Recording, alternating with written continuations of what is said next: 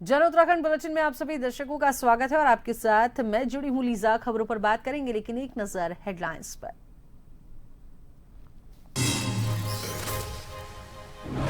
मुख्यमंत्री पुष्कर सिंह धामी का रुड़की दौरा, सप्ताहिक धार्मिक और सामाजिक कार्यक्रम में की शिरकत, पुस्तक का भी किया विमोचन।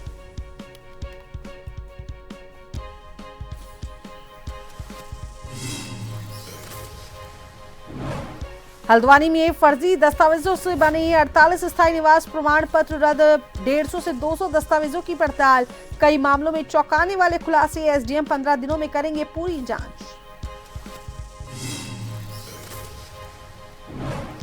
उत्तराखंड के सभी 166 थानों में तैनात होंगे साइबर कमांडो, गृह विभाग के निर्देश पर पुलिस मुख्यालय ने शुरू की तैयारी, 350 पुलिस कर्मियों को दिया जाएगा पहले चरण में प्रशिक्षण।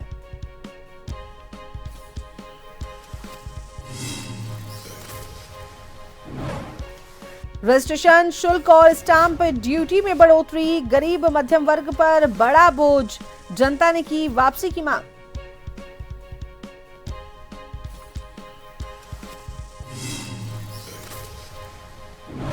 बद्रीनाथ धाम के कपाट बंद होने की प्रक्रिया शुरू, सायकाल आरती के बाद गणेश मंदिर के पट होंगे बंद, अब तक 16 लाख से अधिक तीर्थ यात्रियों ने किए दर्शन।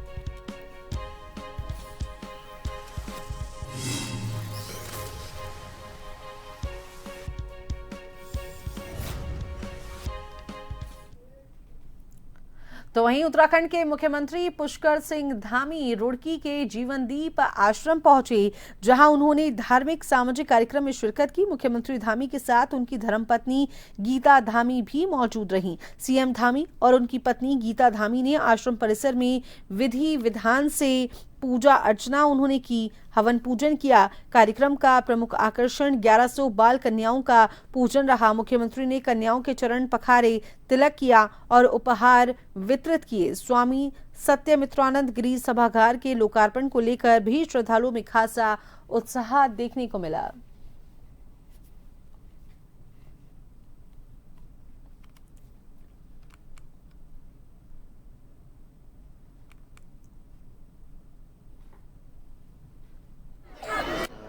एक सभागार यहाँ पर बनाया गया है और सभागार का लोकार्पण था। साथ ही जो हनुमान चौक पर गेट लगाया गया है उसका भी लोकार्पण, साथ में 1100 कन्याओं का पूजन और 6 सामूहिक विवाह के भी कार्यक्रम थे। अनेक भक्तजन आए हैं और मैं आपके सभी कार्यक्रमों के लिए और जिनका मंगल कार्य हुआ है उन सभी को बधाई देता हूँ। पूज्य संतगण भी अपना आशीर्वाद देने आए हैं, अनेक अनेक स्थानों से अनेक भक्तगण यहाँ पहुंचे हैं, श्रद्धालुजन पहुंचे हैं। सभी सनातन संस्कृति के, सनातन धर्म के वाहक हैं, संभावक हैं। उन सभी को प्रणाम करता हूँ। हमारे प्रधानमंत्री श्री नरेंद्र मोदी जी के नेतृत्व में आज पूरे देश के अंदर, दुनिया के अंदर हमारे सनातन की धर्म ध्वजा लहरा रही है। इसको फिर से पुनर्स्थापना हो रही है। तो सभी हमारे धार्मिक स्थलों को आज सजाया जा रहा है, संवारा जा रहा है। भगवान राम का भव्य मंदिर अयोध्या में बनकर तैयार हो गया है। देवभूमि उत्तराखंड की राजधानी देहरादून आगामी 28 से 30 नवंबर तक अखिल भारतीय विद्यार्थी परिषद के 71वें राष्ट्रीय अधिवेशन की मेजबानी करने जा रहा है।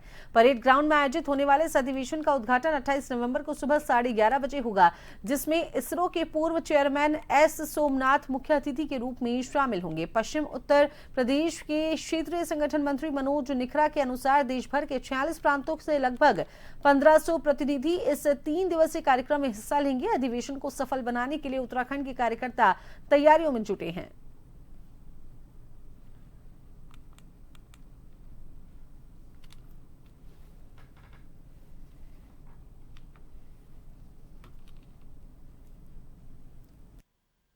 अखिल भारतीय विद्यार्थी परिषद का 71वां राष्ट्रीय अधिवेशन आगामी 29-30 नवंबर को देवभूमि उत्तराखंड की देहरादून में परेड ग्राउंड में संपन्न होने जा रहा है। इसका उद्घाटन समारोह 28 तारीख को सुबह प्रातः 11:30 बजे रहने वाला है। इसमें मुख्य अतिथि के रूप में इसरो के पूर्व चेयरमैन एस सोमनाथ जी इसमें उपस्थित रहने वाले हैं। पूरे देश भर के विद्यार्थी परिषद के 46 प्रांतों के 1500 प्रतिनिधि इस अधिवेशन का हिस्सा बनने वाले हैं और देवभूमि उत्तराखंड के सभी कार्यकर्ता उनकी व्यवस्थाओं में इस समय लगे हुए हैं। फर्जी दस्तावेज लगाकर स्थायी निवास बनाने के मामले में जिले की हर तहसील में जांच जारी है। डीएम के निर्देश पर जनपद के सभी तहसीलों में पिछले 5 साल में बनाए गए स्थायी निवास के दस्तावेजों की जांच की जा रही है और इसी क्रम में हल्द्वानी तहसील में 5 सालों में बने 150 से 200 स्थायी निवास प्रमाण पत्रों की जांच में चौंकाने वाले तथ्य सामने आए हैं। जांच के दौरान 48 ऐसे स्थायी निवास बने हैं जिनमें लगे डॉक्यूमेंट में जांच टीम को संदिग्धता प्रतीत होती है। एसडीएम हल्द्वानी ने फर्जी पाए गए सभी 48 स्थायी निवास प्रमाण पत्रों को रद्द कर दिया है।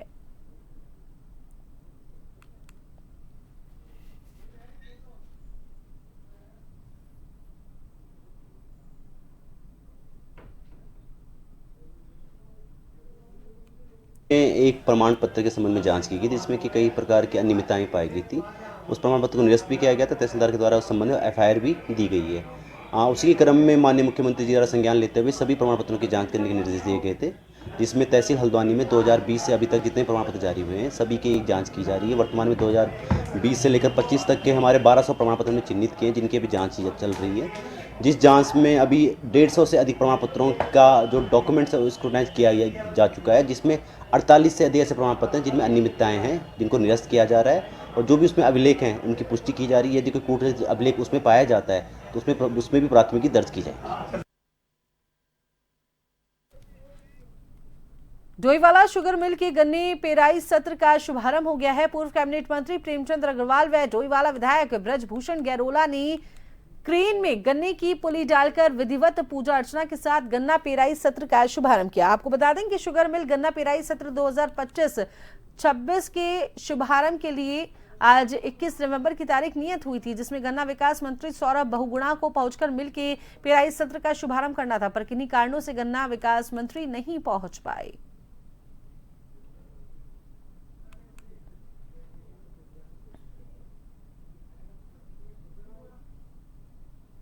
विगत वर्षों से बहुत ही अच्छा रहेगा, क्योंकि हमने इस बार विगत वर्षों की अपेक्षा बहुत सारे ऐसे नए काम किए हैं जिससे हमारी मिल की क्षमता और चीनी प्रथा जो है इम्प्रूव होगी।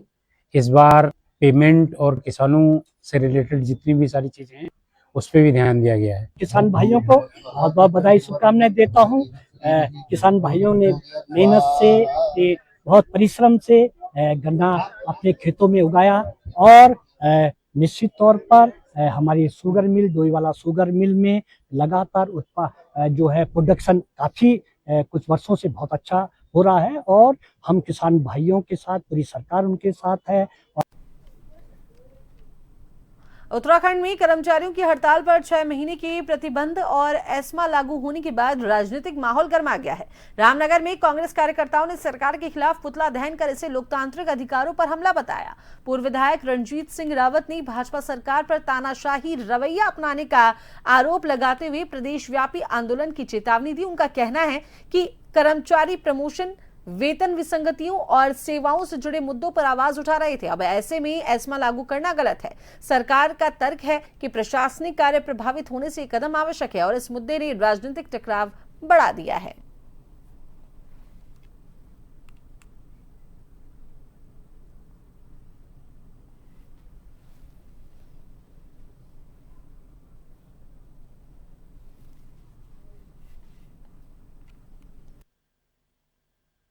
जिस तरह से भाजपा लगातार लोकतंत्र की हत्या करते आ रही है, उसका एक नया उदाहरण जो है उत्तराखंड में देखने को मिला है।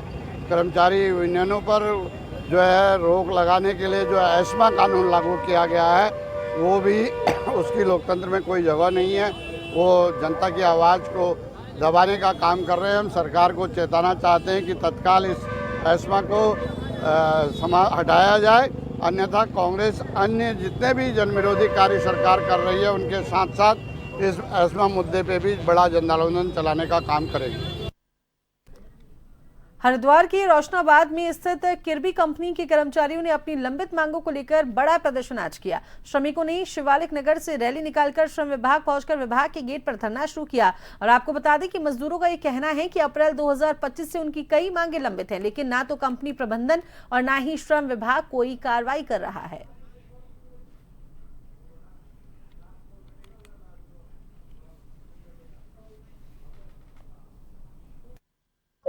समस्या इतने हैं जी, हम ये मार्च से हमारे साथ ऐसे कर रखे हैं। हमने भंडारा कराया छोटा सा, उस भंडारे को लेकर जी हमें हैदराबाद तक ट्रांसफर कर दिए। उसके बाद हम अभी बैठे थे अप्रैल में, धरना पर भी बैठे थे। वहां से जब हम आए तो इन्होंने धरना में बैठा दिए। चलो धरना में बैठे जी, उसके बाद इन्होंने कहा कि 90 दिन का समय, तो 90 दिन में हम सबको सही कर देंगे। सही करने के बजाय 4 साथियों को हमारे बाहर कर दिए कागजी कार्रवाई में। 17 साल पुराने बंदे थे, तब उनको नहीं दिक्कत आई। एक मांग करें हम, उनमें उन्होंने बाहर कर दिए हमारे साथ जी। हम यहाँ 20 तारीख ले सके, यहाँ तक श्रम विभाग पे कोई सुनवाई नहीं हो रहा सर, कोई सुनवाई नहीं हो रहा है। सबसे पहले तो हमारी वेतन वृद्धि की है, उसमें परिवहन की कोई सुविधा नहीं है। वो है नाइट में आते साथी हमारे बहुत सारे इंजर्ड हुए, कुछ एक्सपायर भी कर गए, उनके लिए भी कुछ नहीं है। और रेस्ट रूम के नाम पे भी कुछ नहीं है इस तरह से। और हमारा डीए जो है वो एफडीए कर रखा है इन्होंने। 300 रुपए शुरू से लेकर अभी तक वो 300 ही रुपए है, जबकि साल में 2 बार बढ़ता है। डीए भी हमारा अभी तक वो कुछ नहीं है। हम ये चाहते हैं सबसे पहले तो वेतन वृद्धि, आत्मसम्मान सबसे जरूरी है, सम्मान। वहाँ इंजीनियर की तानाशाही, जिस तरह से दुर्व्यवहार, इस तरह से वो नहीं होना चाहिए। तो चले वक्त चला एक छोटे से ब्रेक का।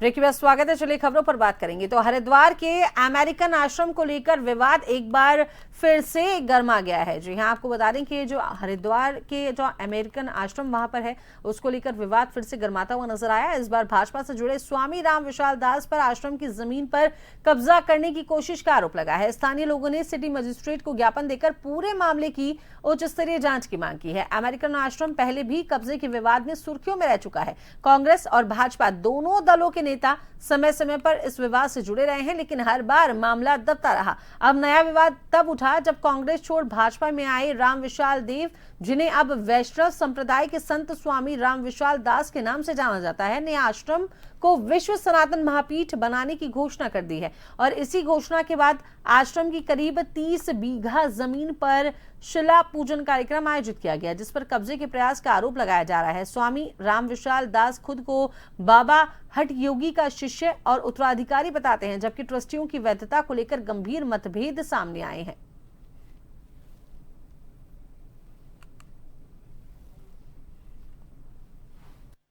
ये स्वामी देवानंद भक्ति भारत योग अमेरिकन आश्रम के नाम से यहाँ पे ये संस्था रजिस्टर्ड है, और इसकी संस्था विदेश में भी चल रही है वर्तमान समय में, और इसी नाम से वहाँ पे यहाँ पे कुछ अज्ञात लोगों के द्वारा इस पे कब्जा करने की आशंका जताई जा रही है, जो कि सोशल मीडिया पे बहुत ही प्रचलित हुआ था और वायरल हुई थी। तो इसको लेकर के स्थानीय लोग और सामाजिक युवाओं ने और संतों ने यहाँ इसके लिए एक वो कार्यक्रम रखा कि अगर कोई भी सनातन की भूमि पर अवैध रूप से कब्जा करते हैं तो उस पर उचित कार्रवाई की जाए, जिसको लेकर के युवाओं ने माननीय जिलाधिकारी महोदय जी से मुलाकात कर उनसे ज्ञापन भी दिया गया। सिटी मजिस्ट्रेट महोदय से भी ज्ञापन दिया गया, जिसकी जांच के लिए आदेश की मांग की है। काशीपुर में असामाजिक तत्वों ने पार्क में लगी पंडित दीनदयाल उपाध्याय की प्रतिमा को नुकसान पहुंचाया है। पार्क की अन्य संपत्ति तोड़फोड़ करने की भी जानकारी सामने आई है। मामले में पुलिस को तहरीर देने की तैयारी शुरू कर दी गई है। उधम सिंह नगर के काशीपुर में आवास विकास स्थित पंडित दीनदयाल पार्क में भाजपा के संस्थापक पंडित दीनदयाल उपाध्याय की प्रतिमा स्थापित है। प्रतिमा के पास शाम को फूड स्टॉल भी लगते हैं, और आज सुबह जब पूर्व भाजपा नेता अमित मनचंदा रोजाना की तरह टहलते हुए पार्क पहुंचे तो उन्होंने प्रतिमा को खंडित देखा। उन्होंने तुरंत इसकी सूचना पार्टी पदाधिकारियों और नगर निगम मेयर दीपक बाली को दी।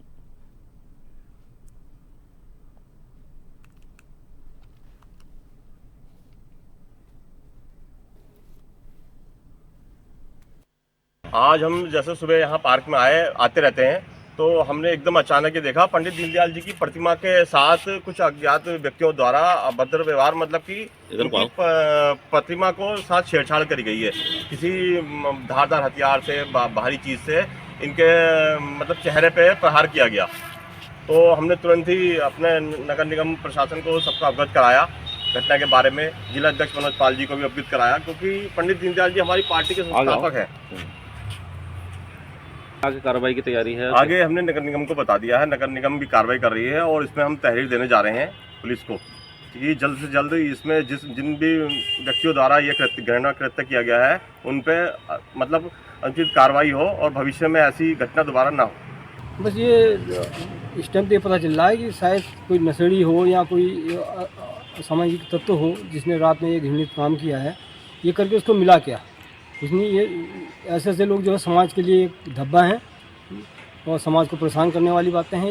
ये दीनदयाल हमारे बहुत ही जो है हिंदू समाज के लिए एक बहुत बड़े उपलब्धि के रूप में गिने थे और इन्होंने भारतीय जनता पार्टी के संस्थापक भी ये रहे हैं और इन्होंने समाज को जो है अच्छी दिशा दी है।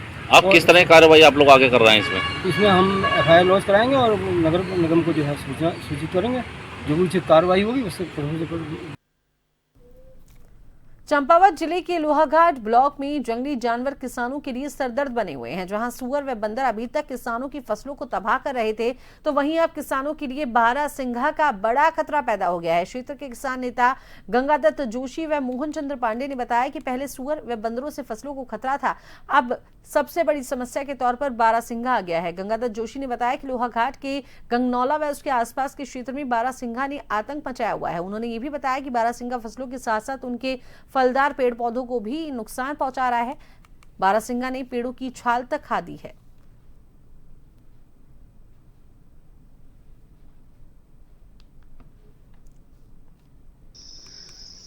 सर, शासन प्रशासन से हम लोग एक कहना चाहते, देखिए पेड़ पौधे आज के लिए फ्री में बांट रहे हैं और हमने तो पहले जो है खरीद के भी ला रखे हैं पेड़ इन विभागों से। और अगर ये हमें तारवाड़ की सुविधा अगर मुहैया कराते हैं तो मैं ये नहीं कहता हूँ कि मतलब सारा एरिया पूरा तारवाड़ से बंद किया जाए। जहाँ पर जो भी कर रहे हैं ग्राम सभा में या जो भी तोप में कर रहे हैं वहाँ मतलब हर तोप अगर बंद हो जाए तो जानवर से जो है हमें निजात मिल सकता है। कल जो है मेरे बगीचे में कुछ कई मतलब पेड़ों का इतना नुकसान कर रखा है। अखरोट है, जैसे चेरी लगा रखा है, चेरी हो गई, कीवी होगी और आड़ू हो गया, पुलम हो गया, सारे पेड़ जो है बिल्कुल तहस नहस करके गए हैं। 2-3 दिन से लगातार आ रहा है। अब डर है कि मतलब एक बगीचा मेरा और पड़ता है जिसमें सिर्फ आड़ू है मेरा और सेब है, खुमानी है। सर देखिए, अगर इस वर्ष को देखा जाए तो ये वर्ष जो है किसानों के लिए वैसे अच्छा नहीं रहा है। अगर उसने आलू की फसल लगाई तो फसल बर्बाद होगी। उसके बाद जो शिमला मिर्च है और जिससे उसने उम्मीद लगाई थी, शिमला मिर्च भी अतिवृष्टि के कारण पूरी सड़ गई है। और जो अभी धान की खेती आप सीमांत क्षेत्रों में देखेंगे, धान और मटवा और झिंगुर बहुत अच्छी खेती हो रही है, लेकिन वही जंगली जानवरों का आतंक, जहाँ सुअर है, बारहसिंघा है, तो इन चीज़ों को किसान जो है बहुत पहले से झेलता आ रहा है। तो सभी की यही मांग है कि जैसे आप सीमांत में जाएं, कई गांव अभी भी ऐसे हैं जहां 80-90% आबादी जो है खेती कर रही है और पूरा का पूरा गांव जो है उन्होंने खेती से आबाद करा हुआ है, लेकिन उनको परेशानी यही है कि जंगली जानवर से वो लोग परेशान हैं। तो हमारा यही अनुरोध है कि जो है इसमें तारबाड़ या जो भी सरकार के द्वारा व्यवस्था हो सकती है उस जानवर को रोकने की, वो भरपूर करनी चाहिए, क्योंकि तभी कोई गाँव में रुक सकेगा और स्वरोजगार के प्रति जो है उसका मोह भंग नहीं होगा। अन्यथा तो यही है फिर एक कहने वाली बात हो जाएगी सीमा। काशीपुर में बाजपुर रोड स्थित द्रोणा सागर टीले पर लगाए गए पिंजरे में एक तेंदुआ कैद हो गया। वन विभाग ने मौके पर पहुंचकर तेंदुए को सुरक्षित पकड़कर जंगल में छोड़ दिया। तेंदुए के पकड़े जाने से स्थानीय लोगों ने राहत की सांस ली है। काफी समय से काशीपुर के द्रोणा सागर तीर्थ क्षेत्र और गोविशाण टीले में तेंदुए की लगातार दस्तक से लोग दहशत में थे। कई बार तेंदुआ दिखाई दिया और पालतू जानवरों का शिकार भी हुआ, जिससे रात के समय लोग घरों के बाहर निकलने से डरते थे। स्थानीय पार्षद अनिल कुमार के प्रयासों पर वन विभाग ने गोविशाण टीले में पिंजरा लगाया था, लेकिन कई दिनों तक तेंदुआ उसमें नहीं फंसा। आज सुबह सूचना मिली कि गुलदार पिंजरे में कैद हो गया है। वन विभाग की टीम तुरंत मौके पर पहुंची और तेंदुए को सुरक्षित फाटे रेंज के जंगल में छोड़ दिया।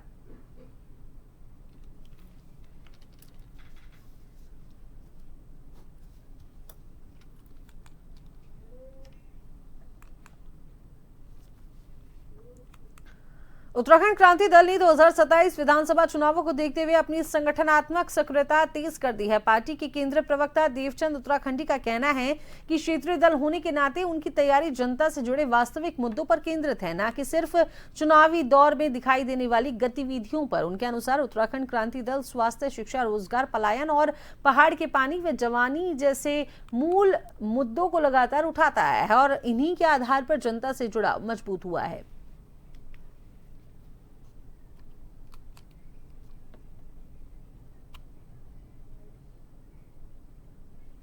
जहाँ तक उत्तराखंड क्रांति दल का सवाल है तो समस्त जनता उनकी अपनी है और उन्हें ही अपनी तैयारी समझती है और वो अपने जो मुद्दे हैं जो 1980 से 1979 से जो उनके मुद्दे थे वो मुद्दे आज भी बरकरार हैं और उन मुद्दों को लेकर वो जनता के बीच में है। तो निसंदेह उन मुद्दों को सोचकर, उन मुद्दों को लेकर के जनता 2027 में उत्तराखंड क्रांति दल के पक्ष में होगी और इसके लिए जो हमारे कार्यकर्ता हैं, जो हमारे भावी प्रत्याशी हैं, वो जनता के बीच में लगातार हैं।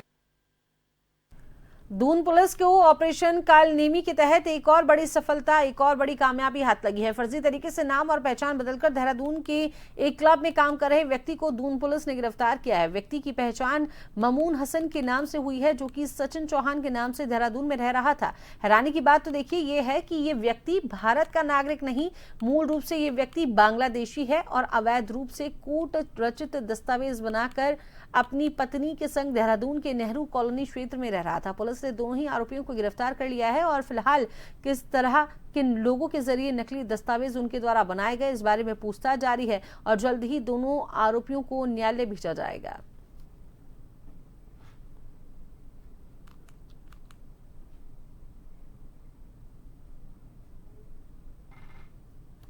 एक सूचना प्राप्त हुई थी कि एक व्यक्ति है जो अपना नाम बदलकर यहाँ पर काफ़ी सालों से रह रहा है और जो है उसने एक शादी भी करी हुई है त्यूनी में, जो सस्पेक्टेड है।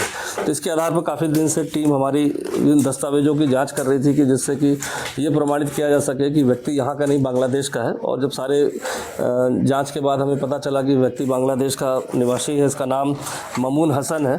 यहाँ इंडिया आने के बाद अवैध तरीके से फिर ये यहाँ पर नाम बदल कर और इन्होंने यहाँ पर फर्जी आधार कार्ड, पैन कार्ड और जो भी दस्तावेज जो रहने चाहिए उसके आधार पर यहाँ एक क्लब में नौकरी करने लगा, जो है बाउंसर के रूप में, और यहाँ पर निवासरत था। तो समस्त दस्तावेजों की जब जांच पूरी सूचना के आधार पर बांग्लादेश से की गई और आइडेंटिटी को मैच किया गया और इसमें अभी कुछ लोग और चिन्हित हुए हैं जिन्होंने मदद करी है इसको इस तरह के फर्जी जो है कार्ड्स बनाने में, उसके आइडेंटिटी को क्रिएट करने में। तो वो उसके लिए भी हमारी टीम लगी है कि ऐसे कौन लोग हैं जिन्होंने इस षड्यंत्र के तहत इसकी मदद करके इसको एक बांग्लादेशी को एक मतलब भारतीय मूल का नागरिक बनाकर यहाँ पर स्टैब्लिश करने में मदद करी है।